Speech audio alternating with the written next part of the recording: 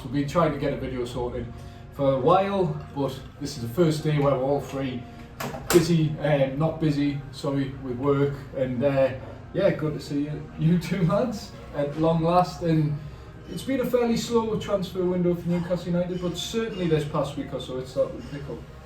Yeah, everything seems to have fired into life, hasn't it? You can tell there's a lot going on, a lot of opportunism as well from other clubs who may have taken Darren Eales' statements, I think, last week, very literally. I think we know Newcastle United are constrained somewhat by profit and sustainability rules into what they can do and what they can bring in. I'm not necessarily sure it is the fire sale that everyone would have you believe, which it seems to come across as when there's been links to every player virtually in the squad or any of remote value. But yeah, it's made for an interesting few days, nearly a week or so now, and I suspect it'll make for an interesting end to the window. We've only got, what is it, 8 days? 8 days left of this window. It's one of those where it could essentially go anyway. It's very clear that certain players do have a real value. Other clubs may test the value of certain other individuals, which I'm sure we'll come on to again. But the key players in this final few days of the window, I think everybody out there will know that we've mentioned them all. We'll have to mention them. Miguel Almiron, of course, Kieran Trippier, the major one, Callum Wilson and Jamal Lascelles, who all, every one of those potential exits or remains has definite nuances to it. I think they all would bring varying degrees of wiggle room in PSR, with the PSR rules, and all would leave their own sized hole in an already injury weakened squad. Some would have more value, some may have more of a wider context value. I'm talking about the likes of Kieran Trippier there, in my opinion, has a much wider context value than maybe a short-term value, because of all the players linked. You'd say he's possibly the one that already has a ready-made replacement, but would potentially come at a cost of, contextually, the man who came in and changed everything largely. He was the first big transfer of this revolution. He is, in all but name, the club captain.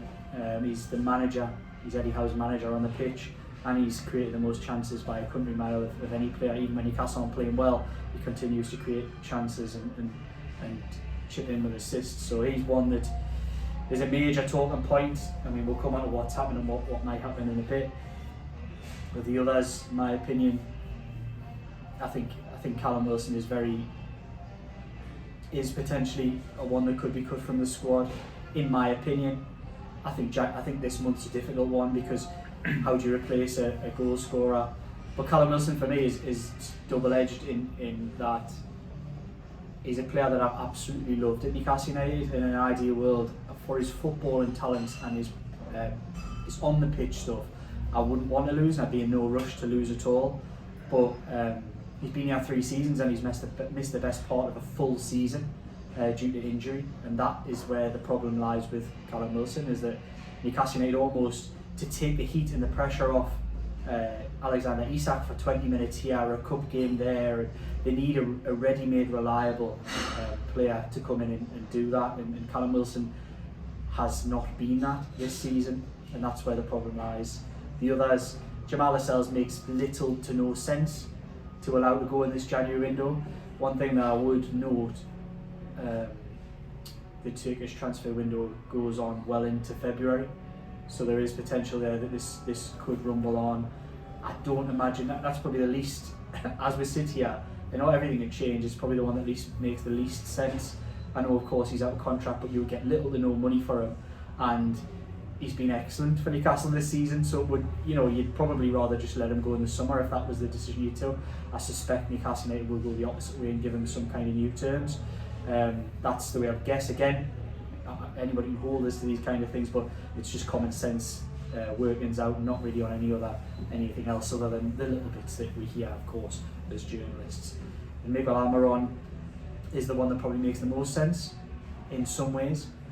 doesn't have a ready-made replacement in the team, not a fit one anyway, because until we see Jacob Murphy and Harvey Barnes back in black and white, I'm not going to say they're back and they're anywhere near back, because we've been bitten far too many times with these injury predictions, and listening to Eddie Howe verbatim to really take that on, I would say.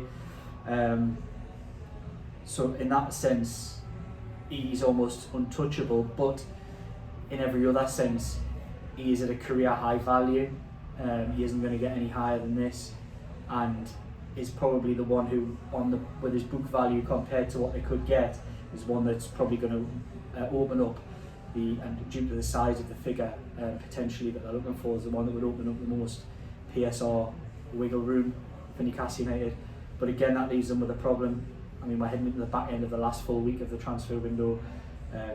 You'd have to have a replacement lined up where you let any of them go. Trippier probably the least. You wouldn't necessarily have like for like, because you've got players who can walk in and do his job to an extent, not the job that he does, but a job of sorts. But yeah, I think it's going to make for an interesting few days. I think we could be sitting here doing a post transfer window analysis, and nobody's left and nobody came in. But the fact is that they are trying to be creative, they are trying to do things. But I think it was described as another journalist, pardon whoever it was, but they said suggested it was like a toss of the coin type situation. I know I've read that somewhere else, and that's very much how I see it actually. I think there is a lot happening, but not a lot actually happening.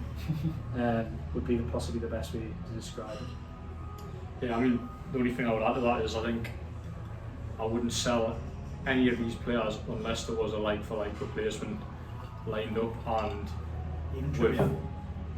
well, I was going to get on to Trippier. I'll go on Trippier now. Trippier is a completely different situation for me. The only way I would sell if it was ridiculous money, where Bayern Munich paid over the odds for a 33 going on 34-year-old at the end of the year. Logically, I see no sense in getting rid of Kieran Trippier right now, unless I say it is for that big money, which I can't imagine Bayern Munich are going to pay. I think it's possibly easy for some fans to forget how pivotal and how vital Kieran Trippier is to this team, because he's had by his own admission, had a poor sort of couple of months with errors against Everton and Tottenham, for example. But you think about the 2 years that he's been here, he was a transformative signing, and the stats, you can't argue with the stats. You take Kieran Trippier out of the Newcastle team, where does the chances created come from? I think that gets really overlooked in terms of not just right backs in the Premier League, but players in every position. Kieran Trippier is up there with chances created, and you take that out of that Newcastle team, you lose a lot in the second half of the season. And let's not forget, Newcastle still got a lot to play for in the second half of the season.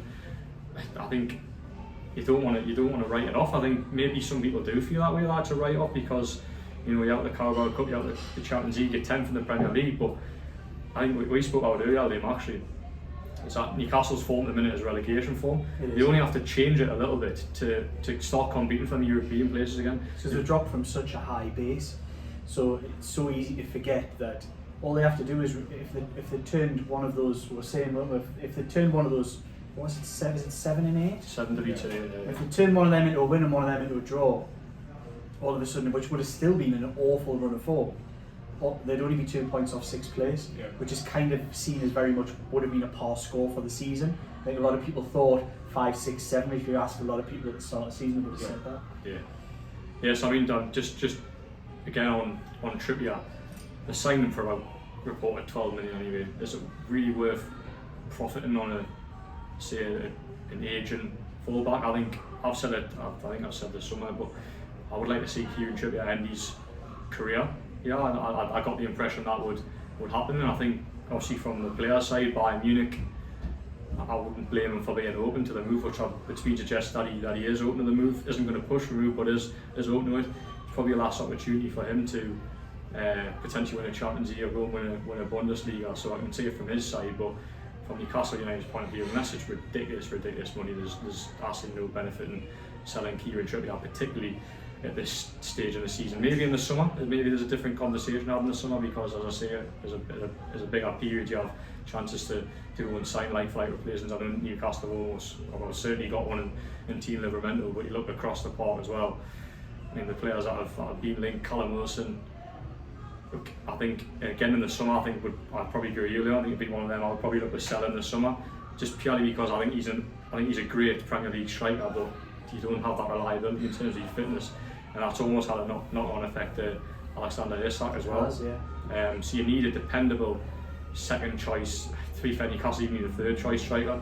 You'd take a striker, in my opinion, who scored less goals.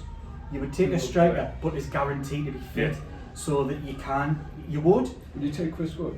No, because Chris Wood's nowhere near. 8 Premier League goals. But he's not. We'd have to find the right profile, isn't it? Yeah, that Chris Wood's not. He was largely immobile. Like, he was excellent. That was the best I'd ever seen him play anywhere near a black and white shirt on Boxing Day. But I wouldn't take Chris Wood. 8 goals is fine. I bet you could probably look at the list and there'll be somebody else in there that you wouldn't take on a similar goal type. Yeah. So the way I would look at it is, I would take Callum Wilson, if he plays every single game in a Premier League season, is pushing 20 goals a season striker.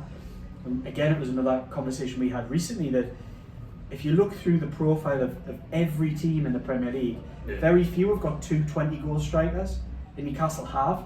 On average, if you average the levels of players out, you'd say Newcastle's 2 is probably as good as anybody's 2 on average. I mean, you look to Arsenal, probably haven't got one better than Newcastle. They haven't.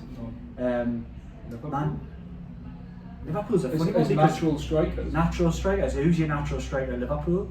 Nunes with a who?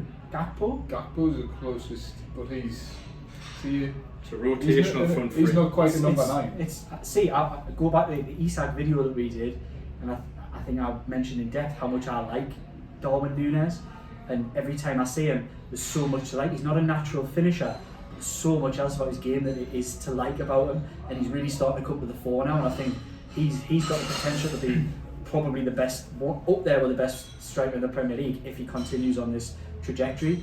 But yeah, I think you make a good point, maybe Liverpool, but you look to other teams, they have one good striker and another who can do a job. Man City have Alvarez I think is a great player, but he's not really like-for-like replacement for Haaland. Newcastle United effectively have as good a replacement as you can find. I would take a less proven goal-scoring striker to have somebody guaranteed that when you turn to that bench for half an hour ago when Isak's ran his race, that he's there and he's fit and he's going to come on and do a job for you. And you go to a team in the League Cup or the FA Cup, he starts and Isak can come off the bench. They need that. They've not had that last season. They almost hit lucky, I think, with that squad management at the back end last season, and they've rolled the dice and thought this will continue. Within a month of the season, with the added games and added pressure and added intensity, it fell apart. And I think that's been one of the biggest problems they've had this season. Look at Isak. Isak's probably had the best. He's going to be up there as one of the best seasons he's had in his career. Yeah. Just imagine if he'd been able to play all the way through and hadn't been flogged and picked up those injuries, because when he's been fit and Newcastle United have been able to use him properly, he's been immense and he's scored goals and he's going to get 20 goals if he stays fit. No problem at all, in my opinion. It's just a shame he hasn't had that support from Callum Wilson. Yeah, which he did the back end of last season. Those players were scoring for fun, weren't they? Like Callum Wilson, I mean, for all you can call him for the injuries, and obviously you're only as good as when you actually get on the pitch. But I mean, 26 goals since the start of last season. Like, and he started 10 games this season, I think. Scored 8 goals. He produces the numbers. It's just the most important number is probably appearances. You always look at it's that statistic, Don, where they look at it in the show. It's always on BBC and it's on you see on social media, and it's goals per minute. He's only at the top of that because he doesn't play enough minutes. It's not because he's ridiculous. Start, It is with everyone else. It kind of, if he played it all the time, he would drop down that league table. It's because he doesn't play a lot, but he is clinical. I love him. I really, really rate Callum Wilson. I think he's got a massive place in his squad. But if you're talking about players to trim, and you need to move wiggle room and PSR, he's one of the ones I would rather lose, because for me, I've probably said this on here before. There's 2 players in that squad.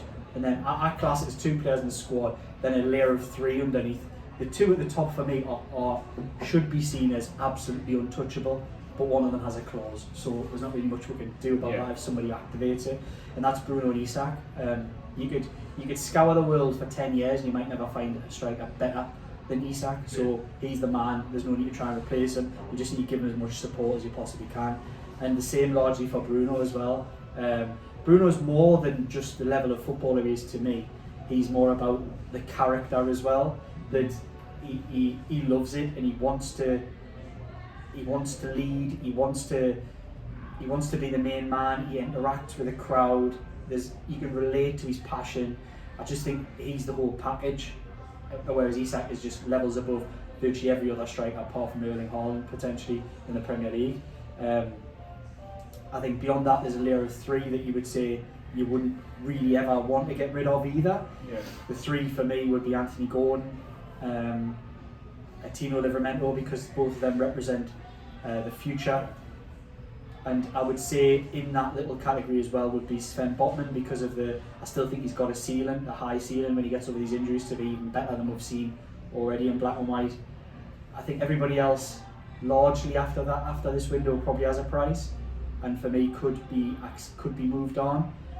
The reason why I put Trippier in that second bracket at the moment is just because of the message it would send.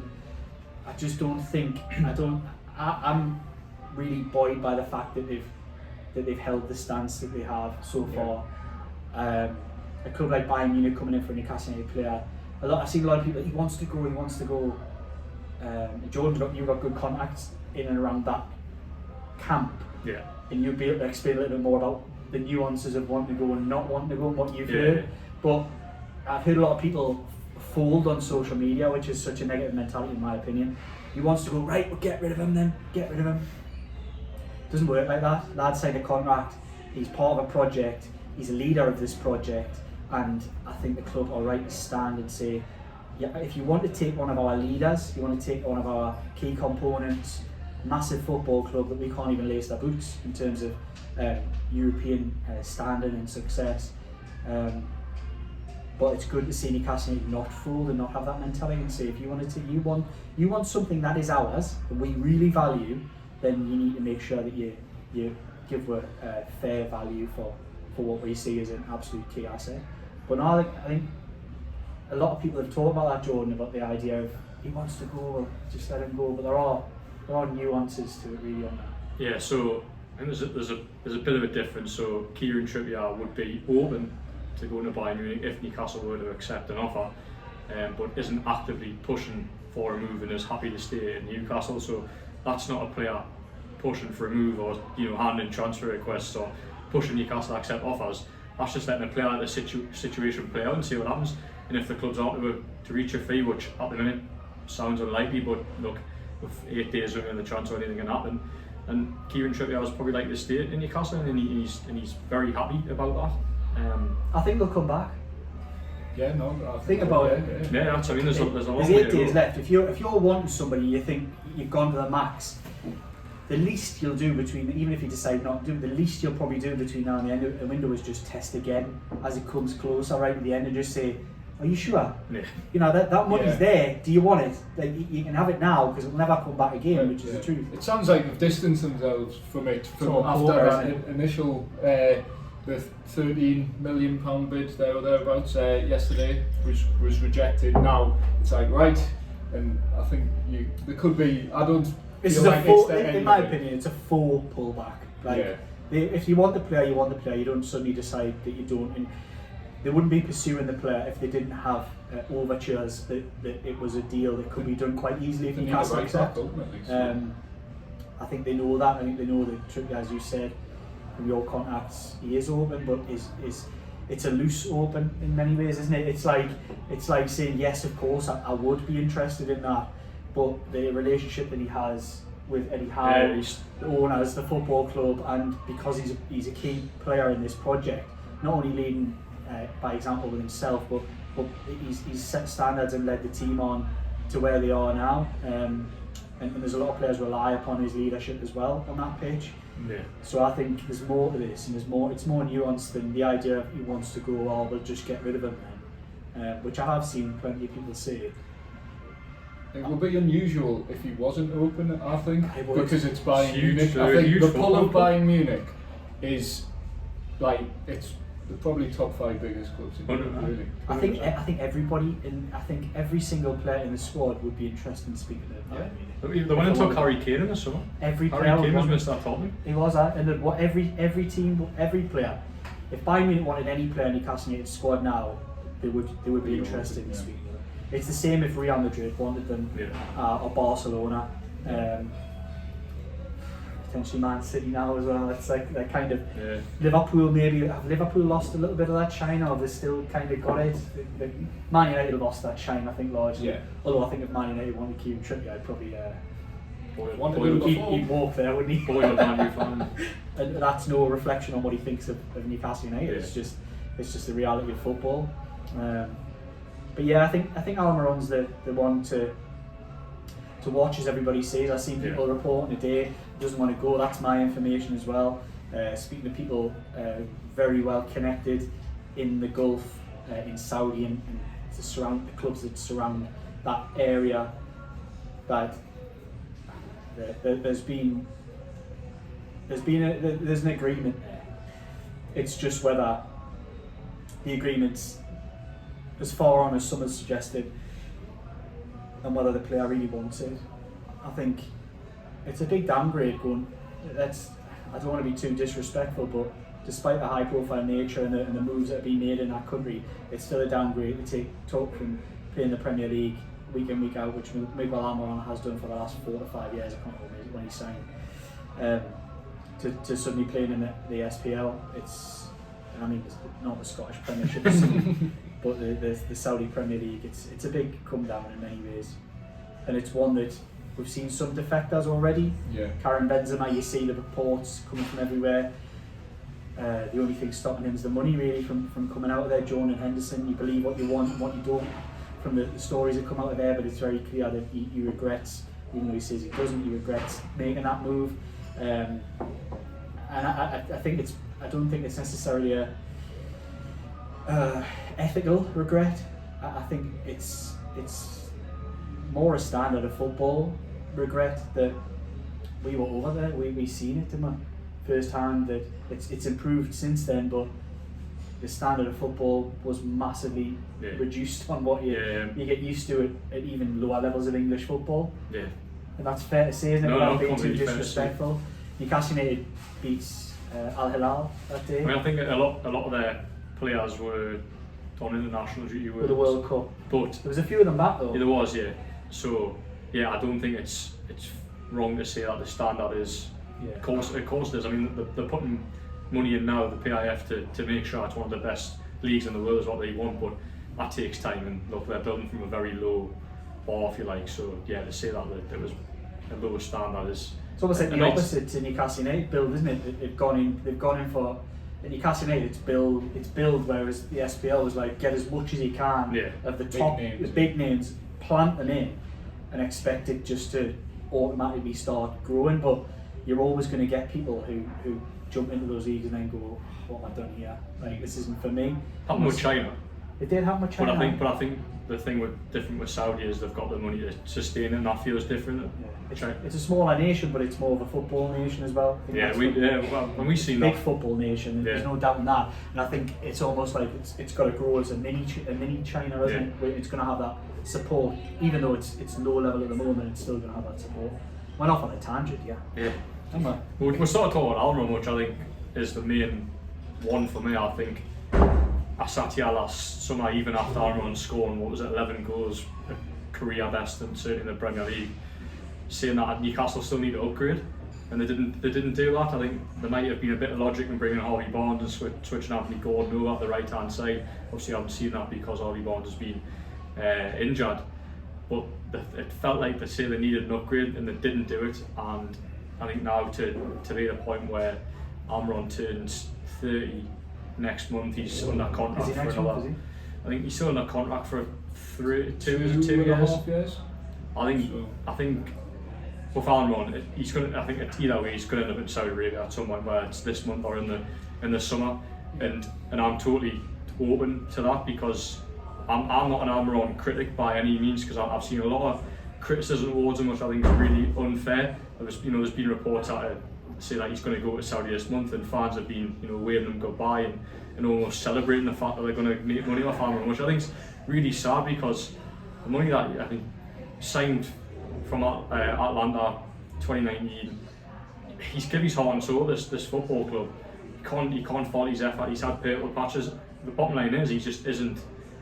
He's of a level. Yes, he's of a level. Yeah, in Newcastle, as we're seeing, when you bring in like your Brunos and Isaacs, for example, them players begin to get left behind. And look, I don't think Almiron's the worst of Newcastle's team by any stretch, but in those attacking positions, you need better players, and we've seen times this season where Almiron has wasted opportunities, and I do think they need an upgrade in that area. But again, as I said before, I love it, Almiron. I think he's done an amazing job for this club, and I think if he is to, well, if and when he is to leave, it sounds like you for the next 6 months.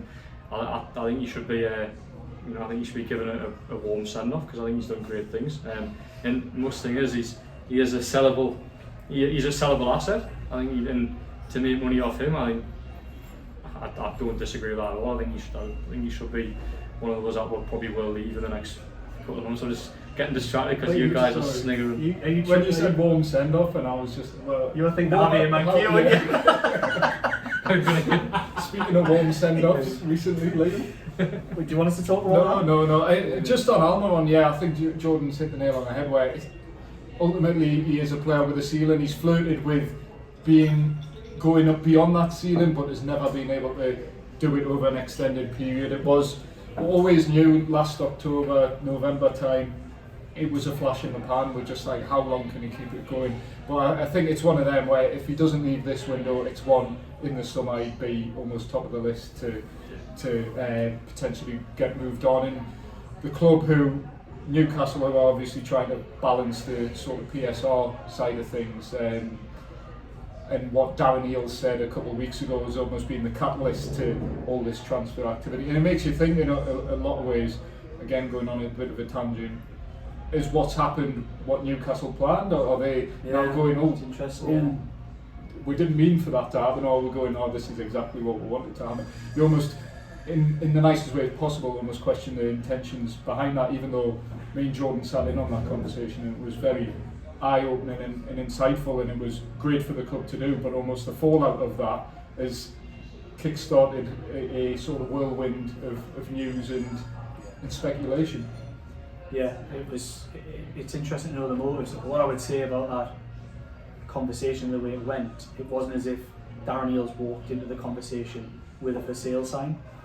He was pushed in that direction by questions and questioning. But then the stuff put out by the club as well, which was a closed interview, was also very similar nature in that way. Yeah. But I think we sat in the meeting. I think if you look at the quote in plain sight, fans will probably argue, well, he didn't say sell star players, but we sat in the meeting and I felt the context, and that's the impression Darren Eales gave off. And I think that the context side of things is really, really important, and things that fans don't really get to see when you're not sat there in the meeting. Yeah, that's the impression.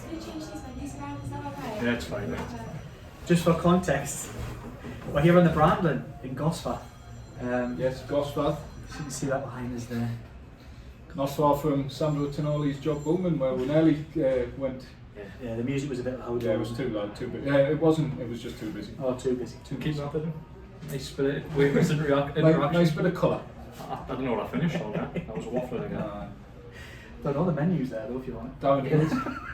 I think that's food. Darren Eales. Darren Eales, yeah. No, I'm just talking about the context, and I think have Newcastle been clever in many ways, where Darren Eales asked specifically about 3 players, Bruno, Botman and Isaac, and they put a message out there saying, well, any players for sale under PSR, have almost invited offers on the fringe players, if you like, because if you come to me in the summer or now, would I rather lose Almiron and Wilson and keep Isaac and Bruno? It's an absolute no. Like, I know it's a really obvious thing to say, but can you in the summer? I know Bruno's got release clause. Can you keep them players not to sell them because you can get rid of the likes of Wilsons and Almirons? Have Newcastle been clever on that? I don't know. Maybe it's just me speculating. I'm going to credit.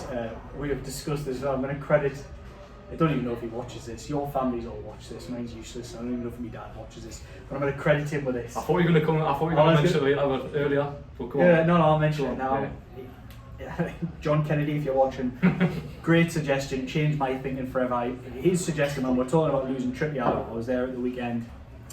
He said, Trippier goes, give Bruno the armband. He'd love it. He's a leader. He'd interact with a crowd. Everything about it would be brilliant to give him the armband, and it might just keep him at St James's Park, despite interest. And I think there's a lot of merit to that. I genuinely do. Yeah. I think he would lead, and it has the potential to keep him at the football club a little bit longer.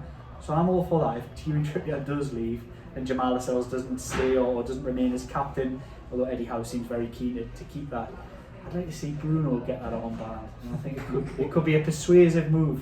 Would you take the armband off Trippier to give to Bruno or to keep him? Because I would. I don't think Kieran Trippier would be too down or whatever.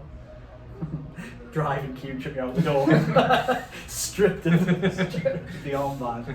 I mean, Bruno's not part of that leadership group. Yeah. No, he's not. Which he's not even in the So top. he's not even really in the running. four, But I like Matt Ritchie's ahead of him. I like the idea of that. What do you think, Dom?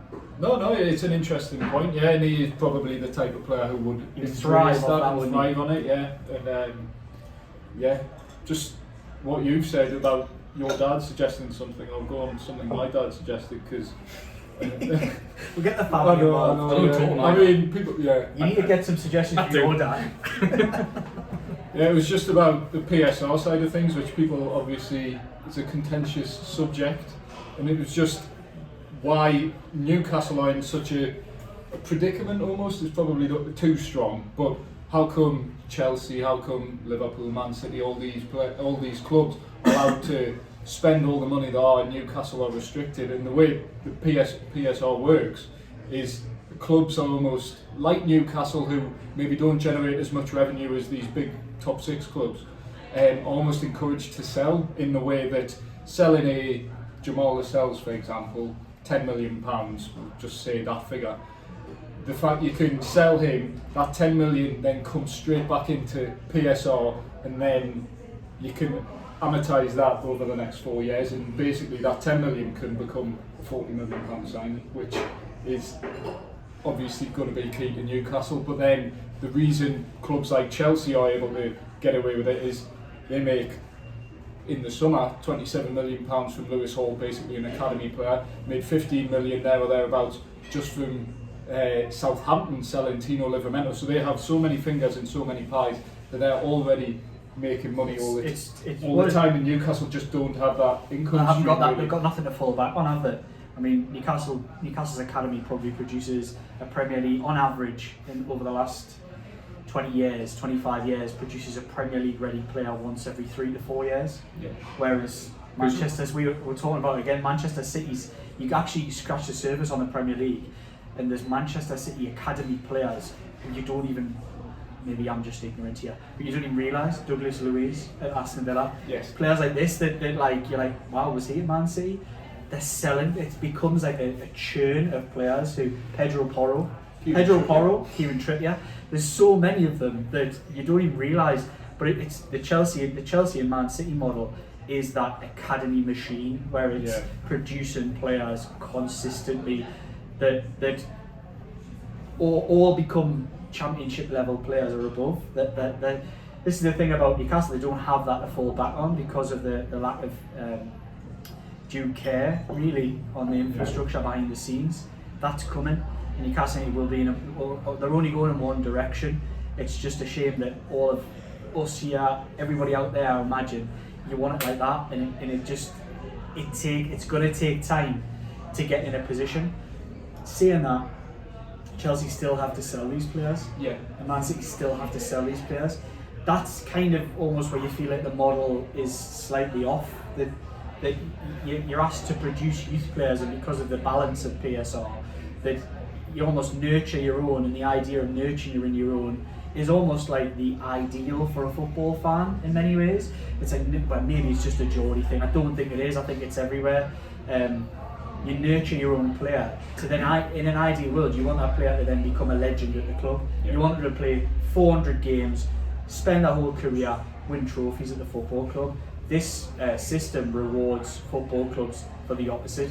It's right, you produce the gem and basically look for another top club to sign him, and they become a hero somewhere else. It just doesn't feel, there's no synergy to that. It's just odd. It doesn't fit with the idea of a natural football environment to me. You're encouraged to sell, which probably shouldn't be the case, really.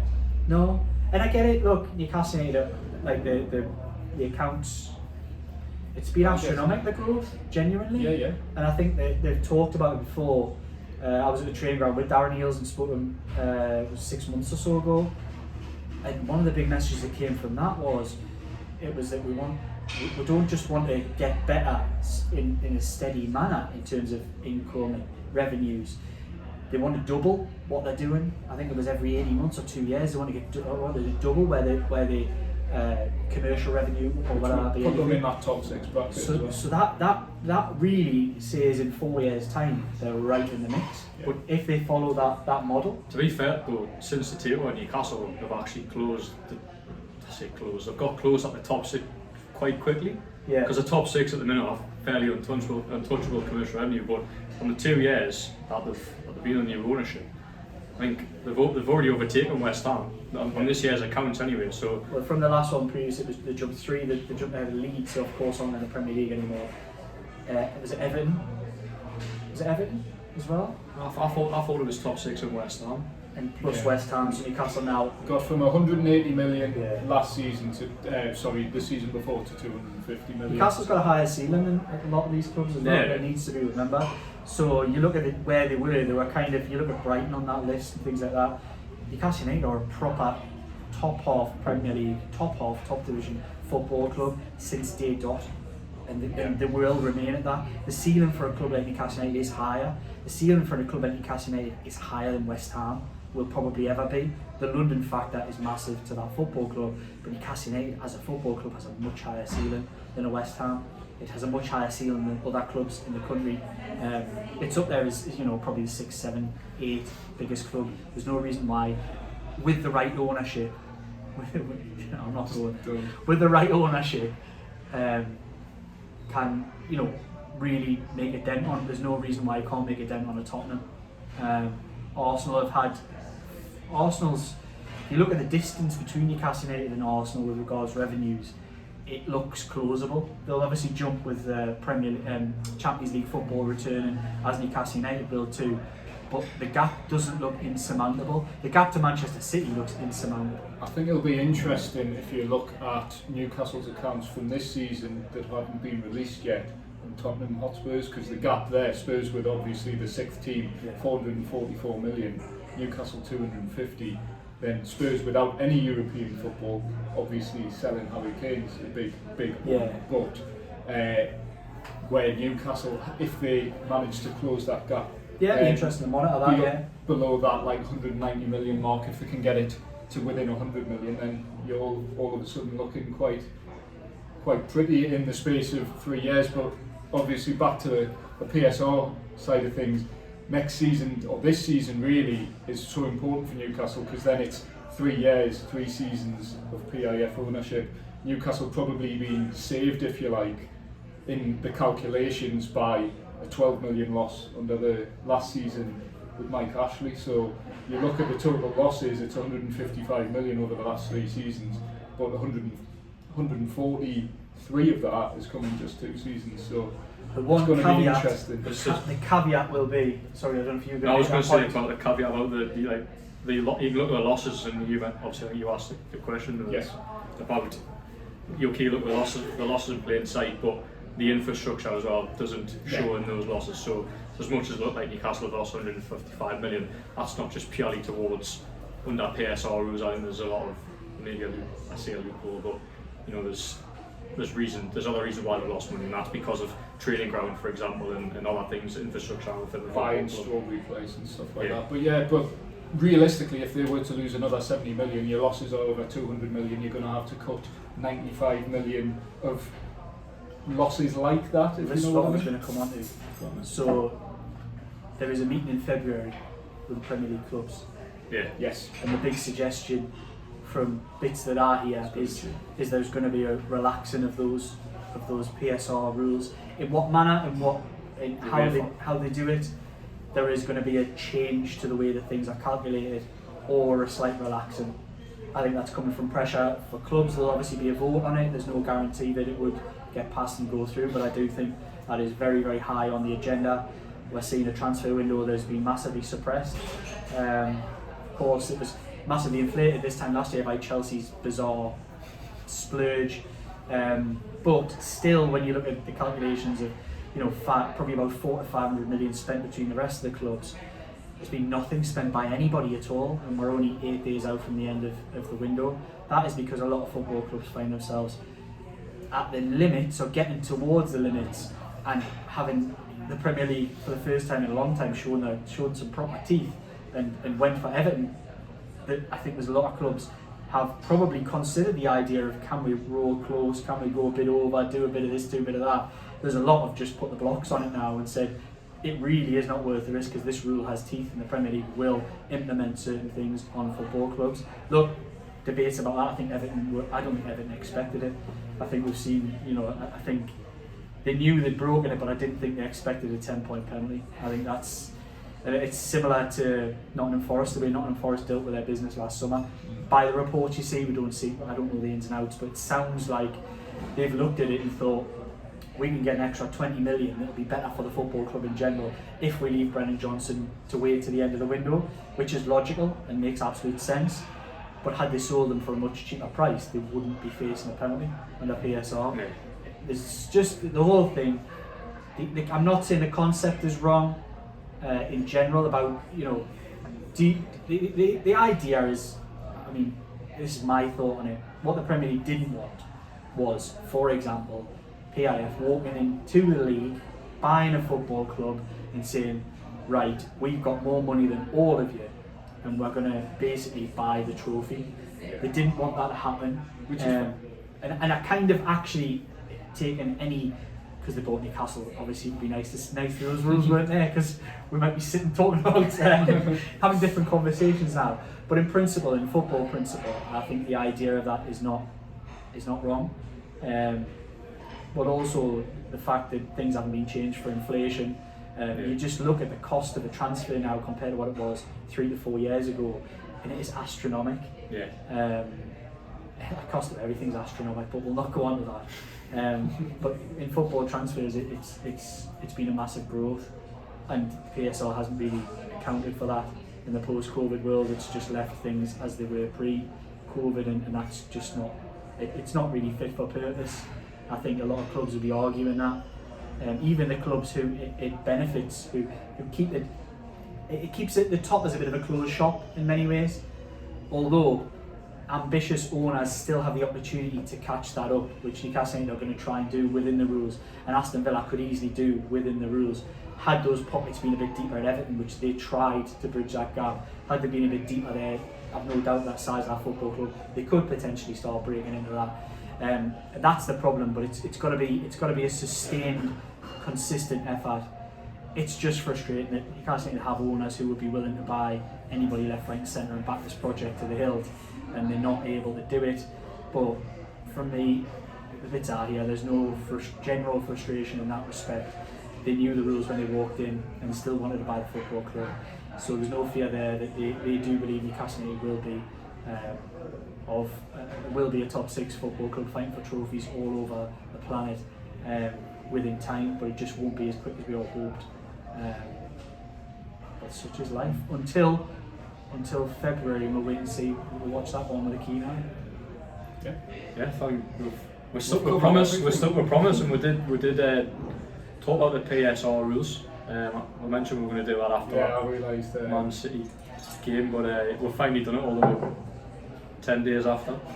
I think we've covered all bases. It'd be nice to put it in the bin, but realistically it's not going to happen, and probably taking bias out of the equation, it probably shouldn't happen either. You just need a reform. I think the UEFA structure that is talked of potentially coming in makes more sense, where it's based on a percentage of Of wages. what you're earning. I've got to be honest, when you get to the technicalities, I don't massively With understand. UEFA, there's like a grace period, so I think it was this season it was 90%, Yeah, I've seen that. and then it drops to 80, then 70, and 70 is then the mark. Yeah. So you have to be spending, 70% you have to make, and then that's. Are you following this? I'm not. I've lost it myself. It's not easy. None of it's easy. None of us here are accountants or football finance experts. I need to find me words. Give us a sec. We'll find these words. Should we chat among ourselves? I think we almost talked about it before when you mentioned about the Man City youngsters. Alfie Harrison, What a player. the Erling Haaland lookalike, being compared to playing style even though he's a midfielder. I mean, it looks to be quite a coup to take a player of that ability at that level, really highly rated. I mean, the way Newcastle United's injuries have gone this season, he'd be getting a call up to the first team before we won. Such is the situation they find themselves. Still relatively inexperienced at that level, but when you look at the standard of Manchester City's academy, from the outside looking in, he's only did one under-21s game this season. That's the context of this. I would argue it looks that he's the younger end, and there's probably a stack of players who are already in that squad, and he probably looks like he's been held back a year, but clearly looks of the level to play at that kind of standard. And I would imagine if you just transplanted him into Newcastle United's under-21s team, he would probably make a considerable difference. So I feel like you're ready to. I'm not. You're not. It was what I was saying. It's just the 70% of club revenue can then be spent on transfers. On transfers and Yeah, wages. and like agents' fees and things. So that's what I thought when you had wages into the mix. That was one of the benefits of what happened. Newcastle's is about 74%. Yeah, it dropped from around 80 odd, 90 to 70 odd, which was a step in the right direction. That's obviously helped by the increased revenues, and despite the squad getting better and more of more value, it's also made a difference in that respect, that the gap gets a little bit wider, and that's a good thing. But when you add wages into the equation and things, I don't know. I have no idea if Newcastle will be better off, worse off, whatever. But if the clubs are fighting for it, they must think they're worse. They must think they're better, going to be better off in the long run anyway. We'll see. We certainly will, and we'll see you guys all again. Well, these two will. Oh yeah, back in action. Friday will be interesting. Yeah, so Plenty of questions for Eddie Howe to say, I don't know. Do you think he's going to shut down the transfer window? He's got the potential to, or do you think he's going to leave it open? I don't think Eddie Howe's ever entertained. The best I think we ever got was he named Tino Livramento Tino before he'd signed, and I went, no, that means he's That's signed. a sign. But he then, despite Tino Livramento being in the building, despite Harvey Barnes in the summer physically being in America, Yes. he was like, oh, I don't know, I'm not sure. So, look, I mean, that's the way like Eddie Howe a lot of works, them and are like that. that's fair enough. Managers don't want to give anything away in that regard. I think there'll probably be some questions on injuries, the likes of Jacob Murphy, Callum Wilson, could they return this weekend? How close are Harvey Barnes, Joe Willock? Joe Linton, obviously the club put an update out last night to state he'll be out for pretty much the rest of the season, maybe an outside chance of returning just before the end. But yeah, so that's pretty much the crux of what Eddie Howe will be asked about. And we'll be there. Right. It was a long one, wasn't it? It was. we've got all of it out. 10 days worth of not I seeing know, each other. people have waited Given for you this, and I'll guys. just give you a bumper video. So. Are you going to sign off? Go on. Oh, yeah, you put me on the spot here, but yeah. You signed in, you sign off. Okay, thank you. So yeah, if you like what we do, of course, please remember to like, subscribe, ring the bell, and share the video with all your friends, your family, as we most certainly do. Get the comments from your dad. He wants to change his name because it comes up on your lives. Oh, he does, yeah, he gets Yeah. involved. I like it though. He wants to change his name so it's not as obvious who he is. But yeah, so again, waffling on. But yeah, please like, share, subscribe, ring the bell, and we'll see you soon on our next Geordie Journos video.